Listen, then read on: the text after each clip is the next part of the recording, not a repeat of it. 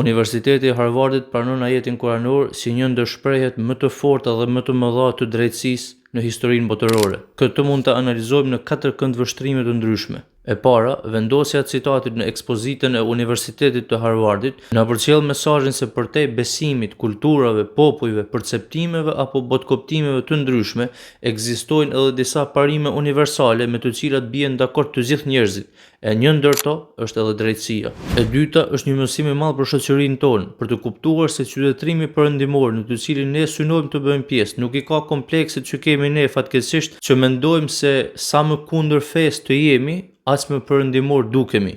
Ky është një koncept i gabuar. Ky është ta lexosh gabim perëndimin. Për të mirën tonë duhet ta kalojmë këtë fazë, a nuk do të ishte shumë bukur që edhe në universitetet tona shqiptare të ketë citate, ajete kuranore, por edhe citate biblike, në mënyrë që njeriu ta njohë Zotin, sepse nuk ka profesion pa moral. E treta, duke marrë parasysh se Harvardi nuk është një institucion çfarëdo dhe ajo çka ekspozohet aty peshohet mirë, mund të kuptojmë se edhe në aspektin gjeopolitik ka ndryshime dhe perëndimi po kërkon një rrugë të re bashkëpunimi me muslimanët, jo më si një qytetërim egocentrik që sheh nga lart dhe që vetëm veten e pranon si universal, por tashmë me një qasje të re që kërkon rrugën e bashkëpunimit me të tjerët. Dhe 4, fakti se ky ajet është shkruar në ekspozitën e Harvardit është lajm i mirë më tepër për ata, për vetë perëndimin dhe Harvardin, sesa për muslimanët, sepse në fund të fundit, shkrimi i këtij ajeti aty nuk i arrit vlerën këtij ajeti në sytë e muslimanëve,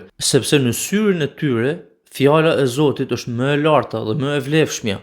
Por, siç e thash, ky është një lajm i mirë për perëndimin, për Harvardin, sepse krijon një koncept të ri të bashkëpunimit të njerëzve dhe si ta shohësh tjetrin me një sy bashkëpunues dhe jo imponues.